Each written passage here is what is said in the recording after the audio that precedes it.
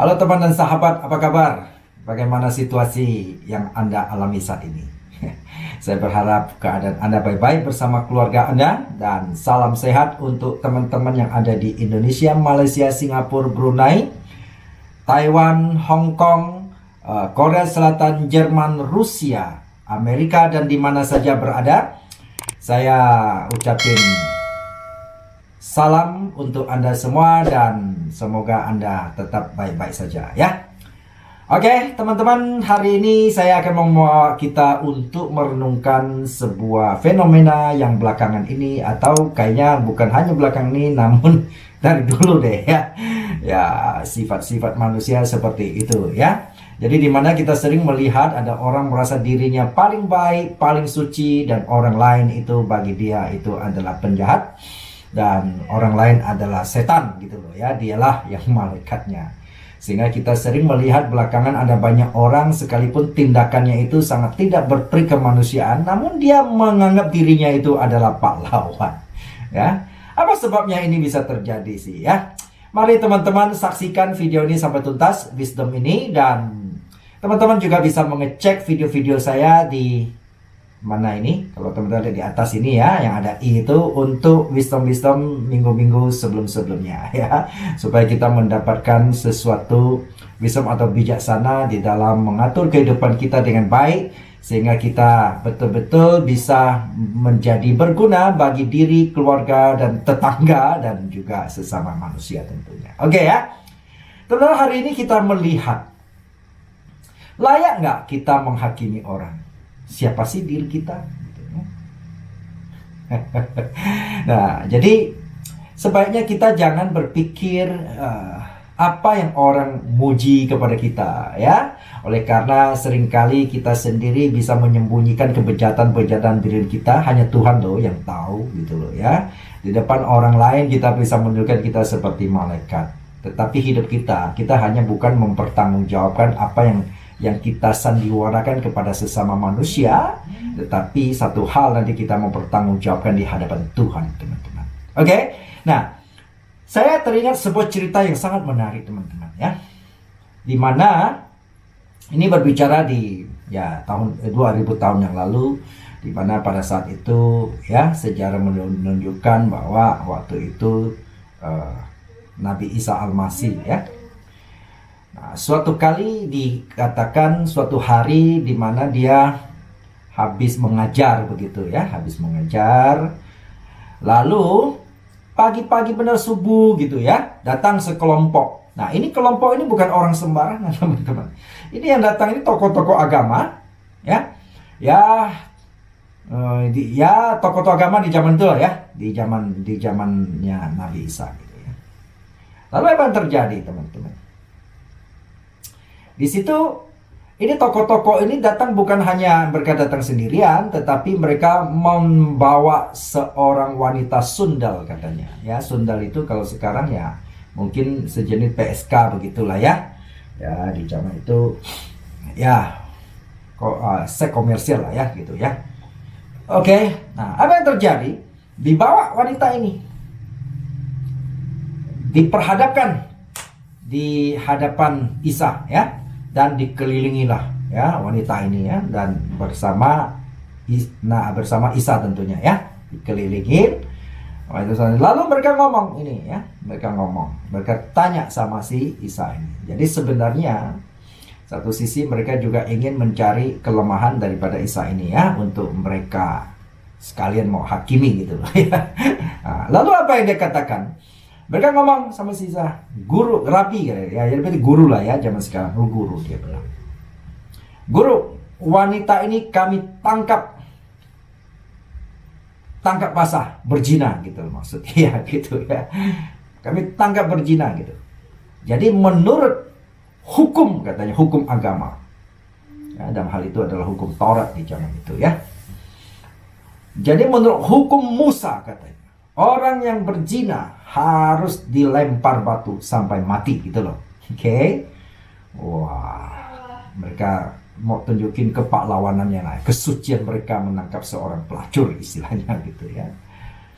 Wah, semua sama lah ya, mungkin teriak, ayo ya, yang lain mengatakan mungkin seperti yang sering kita dengar fenomena, ayo ya, bakar, lempar, bunuh gitu mungkin ya, suara-suara itu kan, karena mereka datang ramai-ramai loh ya, bukan ya, dan itu rata-rata tokoh agama, tentu mereka punya masanya, pendukungnya datang, lalu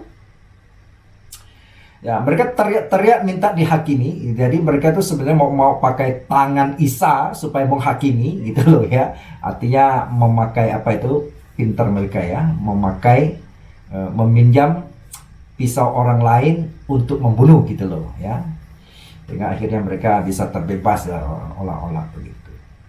Lalu kita lihat apa yang dilakukan oleh Isa waktu itu. Ketika mereka teriak ya, suruh menghakimi wanita ini ya, kita baca akhirnya Isa malah udah tidak mulai mereka.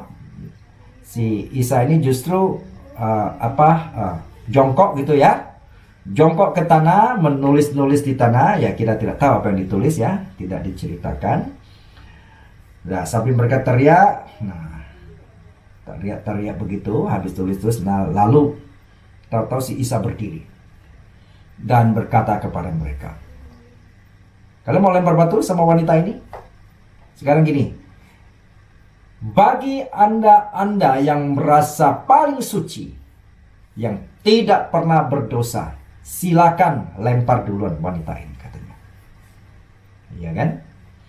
Lalu habis itu si Isa ya udah biarkan ya, jongkok kembali di tanah, lalu dulu dia lihat ya, yang tadinya ya dari tokoh-tokoh agama ya, pemuka-pemuka agama, setelah mendengar perkataan begitu, rupanya mereka berpikir gitu ya, waduh, ini siapa yang nggak berdosa ya kan? Nah, apa yang terjadi? Kemungkinan sehingga dugaannya ini ya, jangan-jangan mereka ini justru mereka ini yang menjebak wanita ini gitu loh, untuk mereka tangkap supaya mereka bisa jadi pahlawan. Itu pertama. Dan yang lebih celaka lagi adalah kemungkinan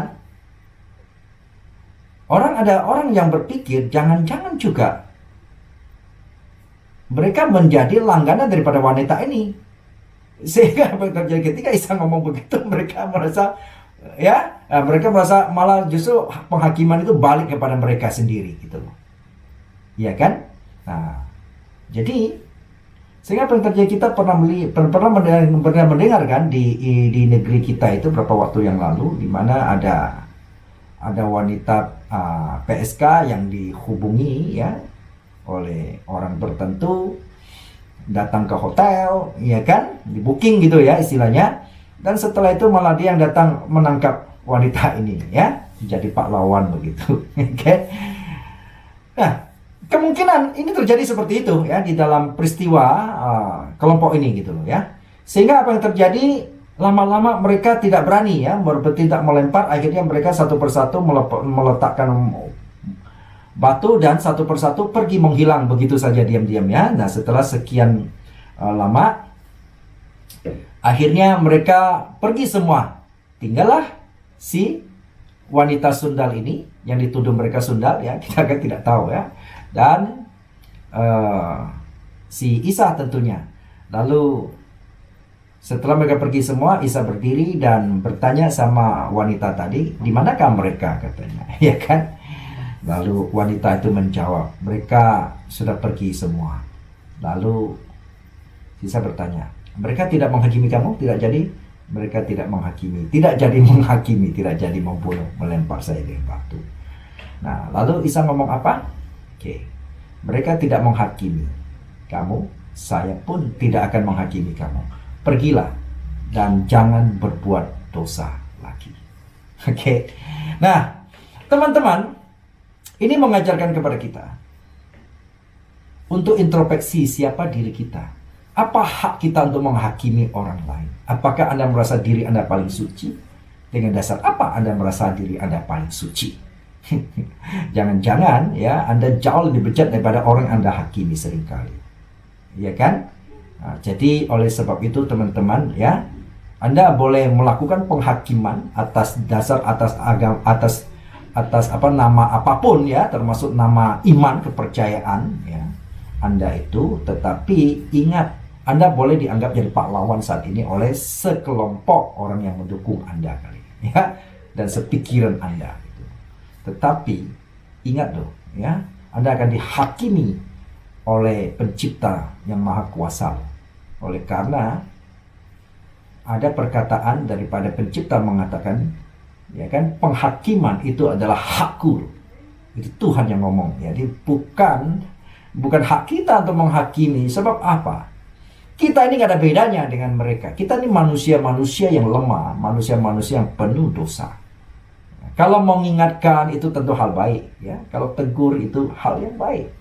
Jangan Anda berpikir ya, seolah-olah membawa nama Tuhan untuk menghakimi orang lain, menganiaya orang lain, lalu dosamu disucikan oleh Tuhan. Sorry, kalau manusia bisa mungkin begitu ya. Anda misalnya, wah saya punya utang sama dia gitu ya. Kalau enggak saya bisa nih, udah saya seolah-olah membela dia gitu.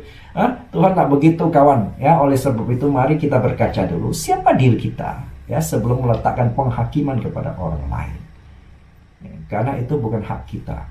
Jadi satu hal teman-teman, kalau teman-teman mau hidup bahagia, merasa damai sejahtera, maka satu hal yang paling penting dalam hidup kita adalah kita bisa belajar mengampuni. Sekalipun orang itu benar-benar salah sama kita. Ya, kita harus belajar mengampuni. Bukan dendam. Ada yang lebih celaka lagi, orang itu tidak bersalah sama kita, kita hakimi lagi berdasarkan ketidaksukaan kita, berdasarkan kebencian kita. Nah, ini celaka teman-teman. Oke ya. Jadi teman-teman mari ya kita berkaca, introspeksi diri kita. Itu jauh lebih baik kok ya. Orang lain berbuat sekalipun dia benar berbuat salah, jikalau kita merasa ini punya kesempatan, kita ingatin dia ya. Jangan kita menghakimi dia karena kita tidak lebih baik daripada orang itu, teman-teman. Ya, mari kita berkaca lah ya. Oke, teman-teman, semoga ini bisa jadi membuat hidup kita lebih wise ya. Lebih bijaksana gitu ya, dan sehingga kita bisa hidup dengan penuh ketentraman dan kedamaian, sehingga hal itu akan, kalau semua kita berpikir sebetul, maka negeri kita akan aman, sentosa, damai, sejahtera. Oke, salam wisdom untuk teman-teman semua.